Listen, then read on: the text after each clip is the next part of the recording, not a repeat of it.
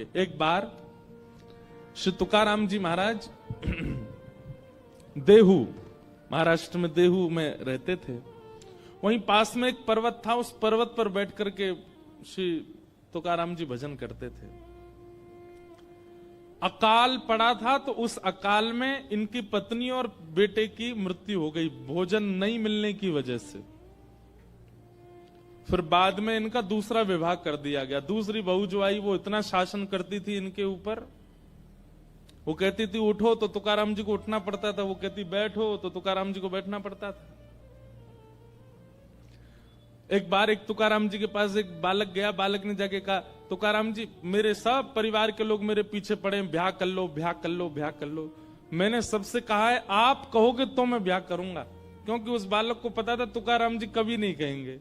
भाई दूध का जला छाछ भी फूंक फूंक के पीता है, और वो तुकाराम जी खुद इतनी पीड़ा में हैं, वो किसी और को पीड़ा में क्यों डालेंगे। तो बालक अपने परिवार वालों को लेके आया, बोले तुकाराम जी बोल देंगे ब्याह कर लो तो मैं कर लूंगा। उसको विश्वास था कि तुकाराम जी मना करेंगे। सब परिवार के लोग आए, बोले आप बोल दीजिए, ये ब्याह नहीं कर रहा है, इतने दिन हो गए, आप बोल देंगे तो इसका ब्याह हो जाएगा। बोलता है आप बोल दोगे तो फिर ये ब्याह कर लेगा। तुकाराम जी बोले निश्चित, अभी इसी वक्त इसका ब्याह कराओ। बालक बोला तुकाराम जी ये आप ईर्ष्यावश बोल रहे हो ना, आप ये चाहते हो कि जो पीड़ा आपको हो रही है वो मुझे भी हो। तुकाराम जी ने उसको उठा, इधर बैठ, क्या बात है। बोले आप इतनी पीड़ा में रहते हैं, आपकी पत्नी पूरा नगर जानता है, आपको डांटती है, सब करती है वो, और फिर भी आप कह रहे हो कि इसका ब्याह कर दो। जो खुद इतनी पीड़ा में है वो दूसरे को ब्याह के लिए कैसे कह सकता है। इतनी प्रतिकूल पत्नी आपकी, फिर भी आप बोलते हो। तो तुकाराम जी बोले देख एक मेरी बात सुन, देख अगर अनुकूल पत्नी आ जाए, जैसा तू है वैसी तेरी पत्नी आ जाए तो फिर कोई दिक्कत नहीं है, तू भी भजन करना वो भी भजन करेगी। और अगर प्रतिकूल पत्नी आ जाएगी तो एक गांव में दो तुकाराम हो जाएंगे, मैं भी और तू भी। अकेले तुकाराम से क्या काम चले। बोले सब मेरे को प्रणाम करने आते हैं दूर दूर से। छत्रपति श्री शिवाजी महाराज दंडवत करते थे तुकाराम जी महाराज को। बोले गांव में मेरे घर में मेरा सम्मान नहीं है, लेकिन बाहर देख लाखों की तादाद में लोग दर्शन करने आते हैं। अनुकूल पत्नी होगी तो दोनों भजन करना, प्रतिकूल होगी तो एक तुकाराम और बन जाएगा। मतलब तुकाराम जी क्या बोले, मेरे तुकाराम बनने का बहुत बड़ा कारण मेरी प्रतिकूल पत्नी है। ये विपरीत है, इसीलिए मैं ठाकुर जी के ज्यादा समीप हूं। ये अनुकूल होती तो इससे मेरा प्रेम हो जाता, ये मेरे अनुकूल होती तो मैं इसी का ध्यान रखता, इसी के पास रहता, इससे बातें करता, इसकी सुनता, इसी में ही रमा रहता। लेकिन ये प्रतिकूल है, इसलिए इसके बट का प्रेम भी मैं विट्ठल से करता हूं, और बस चुपचाप सुनता हूं क्या बोलती है, जो कहती है सह लेता हूं, मारती है कभी कुछ कह देती है तो कोई दिक्कत नहीं। ऐसे श्री तुकाराम जी महाराज। तो उनके बारे में मैं क्या बता रहा था कि हम लोग जब धन की अधिकता हो जाती है तो कहीं ना कहीं हमारे मन में आ जाता अब इससे कुछ भोग भोगा जाए, इससे कुछ ऐसा किया जाए जो पाप जन्य है। या विश्वास मानिएगा, धन अधिक हो जाए और व्यक्ति के जीवन में सत्संग नहीं है तो धन की अधिकता उसको कभी ना कभी पाप की ओर ले जाती है। तो जब छत्रपति शिवाजी महाराज को पता चला कि श्री तुकाराम जी महाराज की पत्नी और बेटा, पहली पत्नी और बेटा इसलिए मर गए क्योंकि अकाल में उनके यहां भोजन नहीं था, तो शिवाजी महाराज ने किसी से पूछवाया, बोले इनके घर की स्थिति कैसी है। कहा बोले ज्यादा अच्छी नहीं है, बस ये भक्त हैं इसलिए इनका नाम तो बहुत है पर धन नहीं है इन पे। तो शिवाजी महाराज ने खूब सारी बैलगाड़ियों में भर करके सुंदर सुंदर रत्न भेजे तुकाराम जी महाराज के पास। मंत्री आया और मंत्री ने आकर के कहा, बोले महाराज छत्रपति शिवाजी महाराज ने आपके लिए कुछ भेंट भेजी है।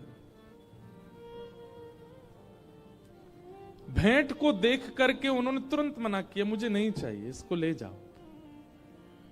बोले क्यों नहीं चाहिए। तब दो बातें कही तुकाराम जी ने, ध्यान से सुनना। पहली बात कहते हैं जो पाप का मूल है उसको मैं क्यों लूं? मंत्री जी एक बात मुझे बताइए, दुनिया में जितने पापी हैं सबके नाम गिनो। पापियों के नाम याद हो तो पापियों के नाम गिनो। आप भी अगर किसी पापी को जानते हैं, वैसे तो किसी को पापी मानना नहीं, लेकिन फिर भी जो पाप कर्म करता हो, कोल्हापुर में हो या कहीं भी हो, आपकी रिश्तेदारी में हो, मित्रों में हो, जो पाप कर्म करता हो। पाप कर्म किसको कहते हैं? परस्त्री गमन को पाप कर्म कहते हैं। माता पिता की अवहेलना करने वाले को पाप कर्म कहते हैं। अपनों से ही द्वेष रखने वाले को पाप कर्म कहते हैं। मांस मदिरा आदि भक्षण करने वाले को पाप कर्म कहते हैं। अधर्म के मार्ग पर चलने वाले को पाप कर्म कहते हैं। कुदृष्टि रखने वाले को पाप। तो ये सब जिसके अंदर हो, आप खुद विचार कर लो, कहीं ना कहीं उसके पास धन का स्रोत होगा, इसीलिए वो पाप के मार्ग पर है। कहीं ना कहीं धन का स्रोत है। और धन नहीं है, अगर वो धनवान नहीं है तो लोभ ही होगा। ये लोभ और धन यही पाप करवाते हैं। सब लोग इधर देखिए, बहुत ध्यान से सुनिए। तुकाराम जी महाराज पहली बात कहते हैं कि जो पाप का मूल है, जो पाप का बीज है, वो मैं क्यों लूं? इसी से ही पाप कर्म की इच्छा प्रकट होती है, मुझे नहीं चाहिए। लेकिन तुम ज्यादा निवेदन करोगे तो दूसरी बात सुनो। बोले क्या? जिसको विठ्ठल रूपी रत्न मिल गया उसको अब संसारी रत्न की आवश्यकता नहीं है। जिसको साक्षात श्री कृष्ण रूपी रत्न मिल गया, पायो जी मैंने नाम रतन धन पायो, पायो जी मैंने नाम रतन धन पायो। वस्तु अमोलक दी मेरे सद्गुरु, वस्तु अमोलक दी मेरे सद्गुरु, वस्तु अमोलक दी मेरे सद्गुरु, वस्तु अमोलक दी मेरे सद्गुरु। पायो जी मैंने नाम रतन धन पायो, पायो जी माने नाम रतन धन पायो।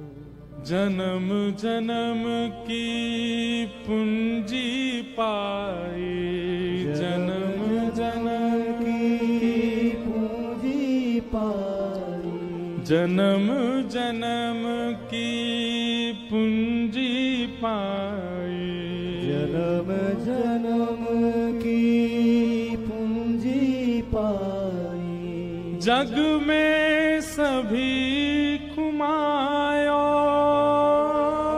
जग में सबही कुमायो। पायो जी मैंने नाम रतन धन पायो, पायो जी मैंने नाम रतन। और कैसा है ये धन?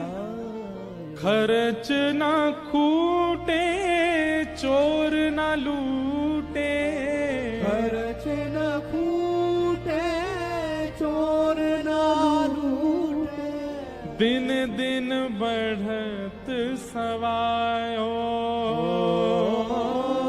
दिन दिन बढ़त सवायो। पायो जी मैंने नाम रतन धन पायो, पायो जी मैंने नाम रतन धन पायो। मीरा के प्रभु गिरधर नागर, मीरा के प्रभु गिरधर नागर। गाओ।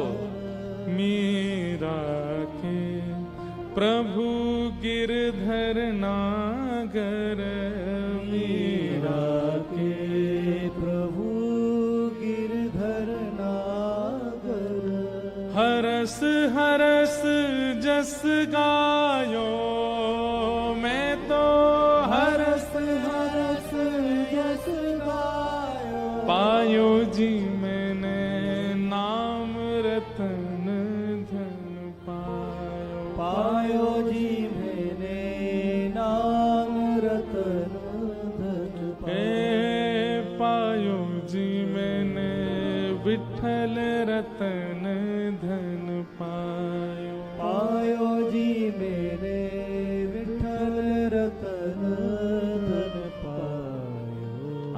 खर्च ना खूटे, खर्च नहीं होता कभी भी, और चोर ना लूटे, चोर दुनिया की सब सामग्री लूट ले जाएगा, पर ठाकुर जी का प्रेम कैसे लूटेगा हमारे हृदय से? पायो जी मैंने नाम। तो श्री तुकाराम जी महाराज सेनापति से बोले कि भैया, पहली बात तो ये पाप का मूल है, इसको मैं रखूंगा, कहीं ना कहीं पाप मुझसे बनेगा। और दूसरी बात, जब विठल रूपी रत्न मिल गया तो फिर ये संसारी रत्न की क्या आवश्यकता है, इसको ले जाओ। और लेकर के सेनापति वापस आए तो छत्रपति शिवाजी महाराज अचंभित हो गए, एक वस्तु नहीं ली उन्होंने। समय निकाल करके शिवाजी महाराज गए तुकाराम जी के पास देहू, और जाकर के दंडवत किया, बोले कि आपके इस त्याग को, आपके समर्पण को, आपके इस विरक्ति भाव को मैं दंडवत करता हूं भगवान, मुझे आप शिष्य स्वीकार करो। आप सोचोगे धन नहीं लिया, शिवाजी महाराज को शिष्य तो बना लिया होगा, नहीं, वो भी नहीं किया। तुकाराम जी महाराज बोले, भगवान देखिए, आप पूरे राष्ट्र का गौरव हैं, आपकी वजह से हम संत महापुरुष प्रेम से भजन कर पा रहे हैं शिवाजी महाराज, पर आपका गुरु मैं नहीं हूं। वहां भी त्याग किया, हम आप में से कोई होता तो कोई छोड़ता? बोले अच्छा है। आज के प्रधानमंत्री समझ लो, अगर वो आ जाएं आपके घर तो आप मना करोगे? नहीं। लेकिन तुकाराम जी मना कर रहे हैं, तुकाराम जी कह रहे हैं मैं आपका गुरु नहीं हूं, आप तो वन में जाइए, वन में आपके गुरु आपकी प्रतीक्षा कर रहे हैं, समर्थ गुरु रामदास, वो आपके गुरु, उनके पास जाओ। दीक्षा और गुरु रूप में समर्थ गुरु रामदास को स्वीकार किया छत्रपति शिवाजी महाराज ने, पर वे तुकाराम जी के प्रति भी गुरु भाव रखते थे। इतना बड़ा त्याग। मैं एक बात अपने जीवन में, अपनी कथा में कहा करता हूं कि भैया, ठाकुर जी जीवन में आएंगे ना,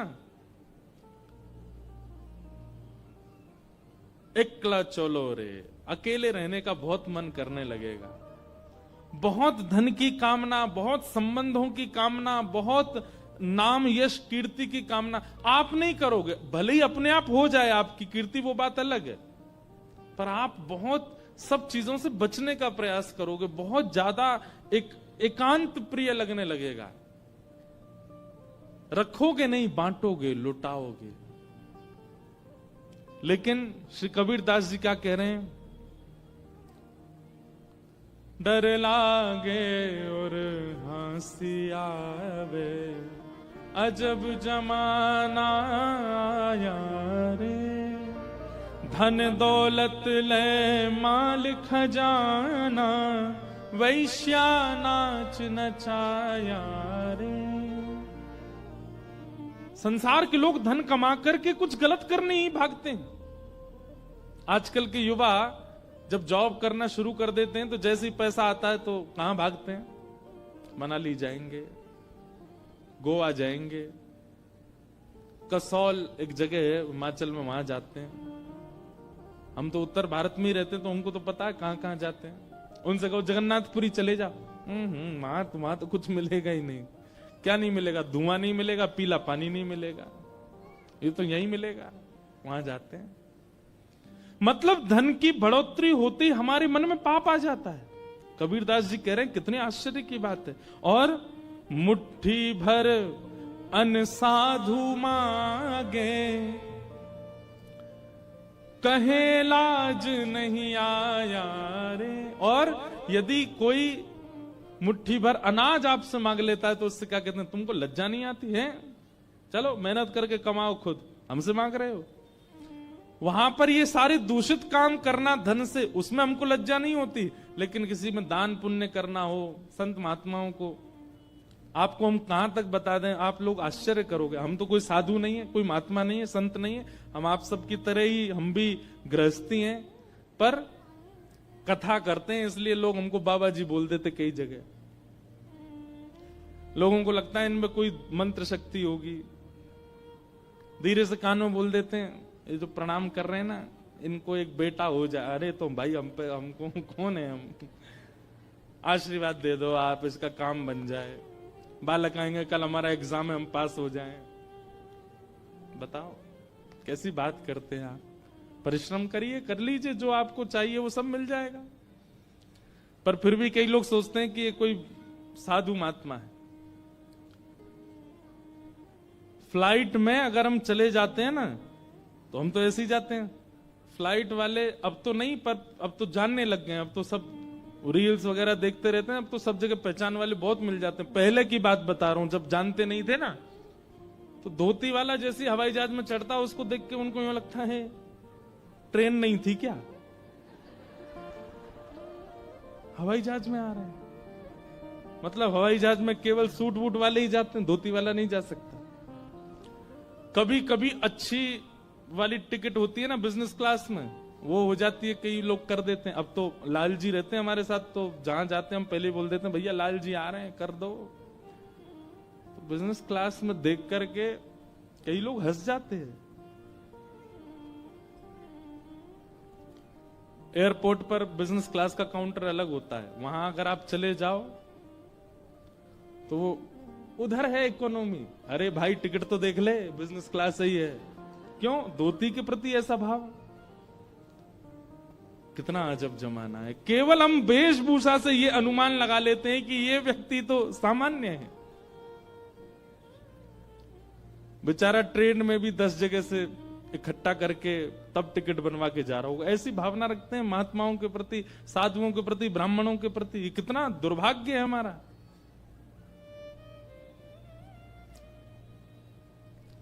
डर लागे, आज से 500 साल पहले कबीरदास जी लिख के चले गए वो बात जो आज घट रही है। डर लागे और हंसी आवे, अजब जमाना यारे। यहां पर फटी जीन्स पहनने वाले को फैशनेबल कहा जाता, धोती पहनने वाले को ओल्ड फैशन कहा जाता है। लेकिन हम तो फिर भी भैया बड़े प्रसन्नता से घूमते हैं। व्यक्ति तैयार क्यों होता है? कि लोग उसको देखें, इसीलिए तैयार होता है। महंगी कपड़े क्यों पहनता है? कि लोग उसको देखें। आप चलो बढ़िया 5-10 हजार के कपड़े पहन के, हम चल रहे हैं 300 रुपया की कुर्ता धोती पहन के। देखते हैं दोनों में से किसको ज्यादा देखते हैं लोग। हमको ही देखेंगे, हम पे ही दृष्टि जाएगी सबकी। भले ही आजकल तो जान पहचान से देखने लग जाएं, लेकिन वैसे भी रूप वेशभूषा से देखने लगेंगे। वो कुछ अलग है, कुछ इनका अद्भुत है।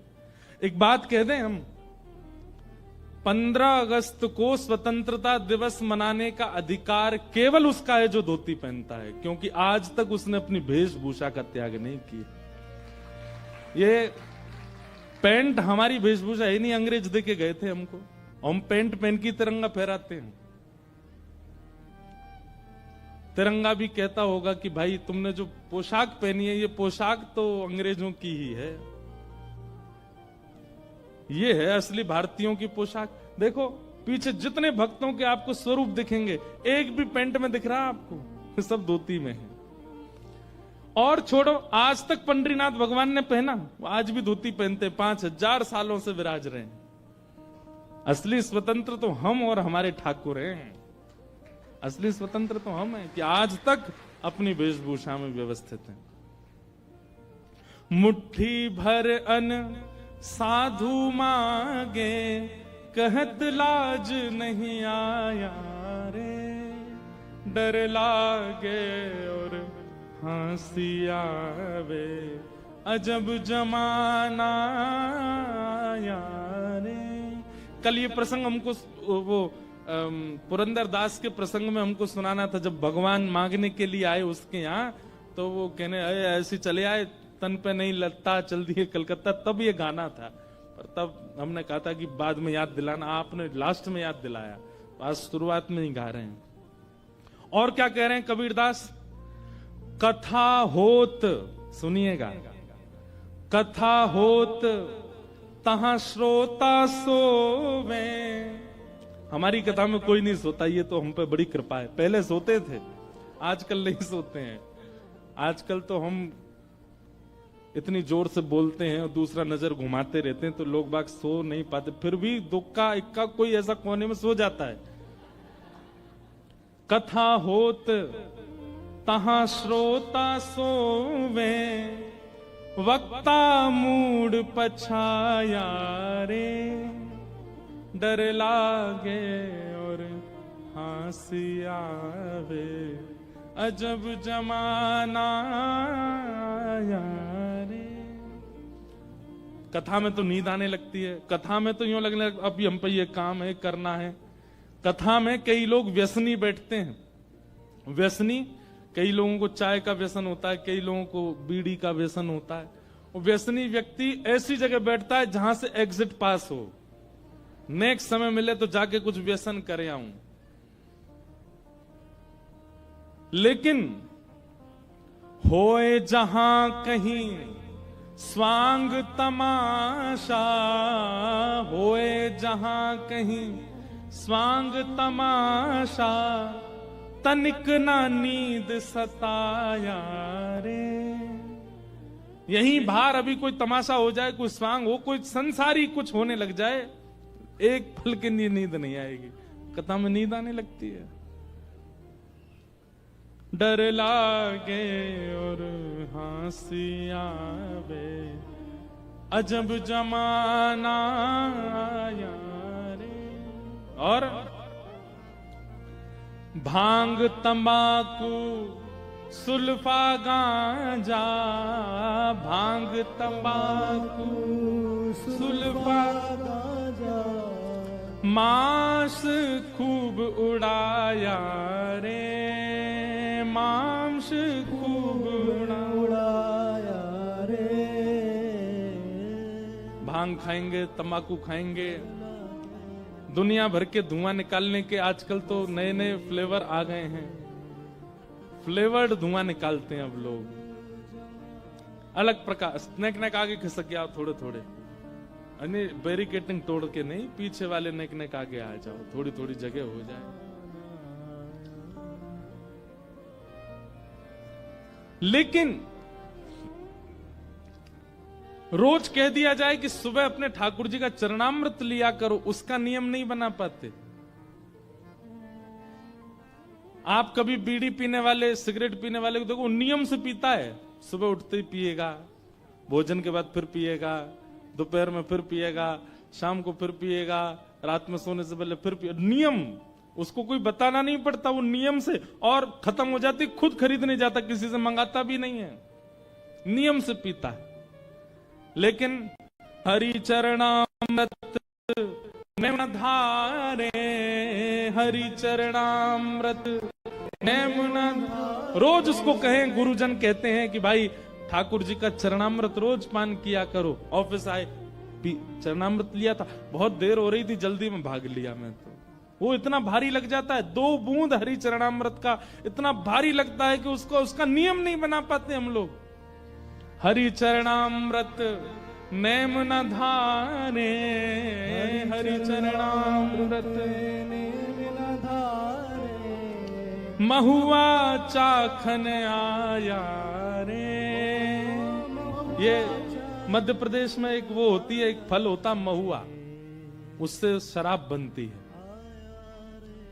हरि चरणामृत। अच्छा एक बात बोलूं, आपको बुरा नहीं मानना, महाराष्ट्र में मैं जब घूमता हूं ना, तो मैं देखता रहता हूं दुकानों के ऊपर जो नाम बड़े सुंदर भगवान के नाम पे यहाँ पे नाम रखते हैं। अमृत तुल्य चाह। सारी चायों की दुकान यही होंगे, अमृत तुल्य। और एक जगह तो मेरा सिर घूम गया, एक बार का नाम था हरि चरणामृत। मैंने कहा वाह भैया, सोम रस, हरि चरणामृत और जाने क्या क्या। वैसे अभी मन में ऐसा भाव आया कि एक कोई ऐसी, वैसे वो दुकान चलेगी नहीं, लेकिन कभी किसी ने विचार किया एक ऐसी दुकान खोली गई, वहां क्या है, बोले केवल इस नगर में जितने मंदिर हैं वहां के सारे चरणामृत इकट्ठे करके वो दिए जा रहे हैं लोगों को। कोई जाएगा ही नहीं वहां पर, कोई नहीं पिएगा। वहां ऊपर लिखा जाए अमृत तुल्य चरणामृत, कोई नहीं पिएगा। चाय की दुकान पर कितनी लंबी भीड़ लगती है। कोई ऐसी योजना बनावे कि जैसे कोल्हापुर में जितने मंदिर हैं, महालक्ष्मी जी का मंदिर है और भी जो जो मंदिर हैं, सब जगह का थोड़ा थोड़ा चरणामृत इकट्ठा करके और एक जगह व्यवस्थित, भैया कोई भी आओ, ठाकुर जी का चरणामृत है, कोई रकम नहीं है इसकी, 10 रुपया 20 रुपया 5 रुपया जो आपको बढ़िया लगे वो दान पेटी में दो और थोड़ा चरणामृत लेके जाओ, तब भी भीड़ नहीं लगेगी वहां पे। रात्रि में इतना चरणामृत बच जाएगा कि वो गैया कोई पिलाना पड़ेगा। ऐसे हम लोग हो गए हैं। कबीरदास जी कह रहे हैं, हरि चरणामृत नेम न धारे, हरि चरणामृत नेम न धारे, महुआ चाखन आया रे, महुआ चाखन आया रे। डर लागे और हंसी आवे, अजब जमाना आया रे। डर लागे और हंसी आवे, अजब जमाना। एक बात कहें, कोरोना ने कई लोगों के परिवारों में बहुत क्षति की है। शायद यहां भी कुछ लोग ऐसे बैठे हों जिनके परिवार में क्षति हुई है कोरोना से, लेकिन अगर उस पक्ष को थोड़ा क्षमा प्रार्थी होकर के मैं एक तरफ कर दूं, तो कोरोना ने एक कृपा भी करी कि कथाओं में भीड़ बढ़ गई। कोरोना के बाद तीर्थों में लोग जाने लगे, युवाओं के चित्त में ठाकुर जी के प्रति प्रेम बढ़ने लगा। क्यों? कोरोना ने ये बता दिया कि भाई चाहे तुम कितने धनवान हो, चाहे जितने बलवान हो, चाहे तुम्हारे जितने संपर्क हो, अंतिम समय में तो हरि नाम ही काम आएगा, कोई काम नहीं आएगा।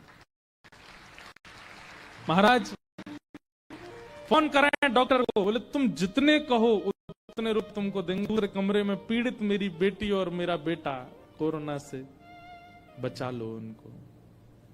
डॉक्टर कह रहा है तुम पूरी संपत्ति दे दो तो भी मैं तो बस प्रयास कर सकता हूं देखने में। उस समय हरि याद आए सबको, उस समय ठाकुर जी याद आए और उसी समय की कृपा, आपको पता नहीं अनुभव हुआ, हमें तो अनुभव हुआ। कोरोना के बाद लोगों में श्रद्धा उमड़ने लगी, विश्वास जग गया ठाकुर जी के लिए, प्रेम हो गया। क्यों? क्योंकि ये स्पष्ट हो गया कि भाई ठाकुर जी की कृपा से ऊपर कुछ नहीं है। तो डर लागे और हंसी आवे, अजब जमाना रे। उल्टी चलन चली दुनिया की, उल्टी चलन चली दुनिया की, ताते जिए घबराया रे, ताते जिए घबराया रे। हाँ कहत कबीर सुनो भई साधो, कहत कबीर सुनो भाई साधु, फिर पाछे पछताया रे, फिर पाछे पछताया रे। डर लागे और हंसी आवे, अजब जमाना आया रे। डर लागे और हंसी आवे, अजब जमाना आया रे। ये पद हमको कल गाना था कि ऐसा अभी बहुत अच्छे समय पे हम लोगों का जन्म हो गया भैया। अभी जो हम लोग जीवन, जो वर्ष चल रहा है ना, ये बहुत अच्छे हैं। आगामी 25-30 साल भी बहुत अच्छे हैं। हम लोग बहुत सही समय पे निपट लेंगे संसार से। हमारे बाद का जो समय आने वाला है, यहां जितने लोग बैठे, हमारे बाद जो समय आएगा बहुत खतरनाक होगा। कथाओं में 4 लोग गिनती के आया करेंगे, वक्ता ही नहीं बचेंगे, मंगता हो जाएंगे, वक्ता नहीं होंगे, केवल मांगवे वाले बैठ जाएंगे, कोई देने वाला कुछ नहीं होगा। बहुत भयानक स्थिति आने वाली है। इसलिए बढ़िया है जो समय बचा है, मेरा जितना जीवन, आपका जितना जीवन बचा है, ये भक्त चरित्रों को सुनकर के भैया उस शेष जीवन ने थोड़ा ठीक से निभा लीजिए और ऐसा कुछ कर जाइए कि दोबारा नहीं आना पड़े इस संसार में। ये बहुत खतरनाक है भैया। आना भी पड़े आना भी पड़े तो ठाकुर जी से नित्य प्रार्थना करो, हे नाथ अगर मेरे पुनर्जन्म की आपने सोच रखी है कि मुझे लेना ही पड़ेगा तो वृंदावन में देना। मोरहू बनाओ तो बनाओ श्री वृंदावन को, जो नाच नाच कुहक कुहक आपको रिझाऊंगो। बंदर हूँ बनाओ तो बनाओ श्री वृंदावन को।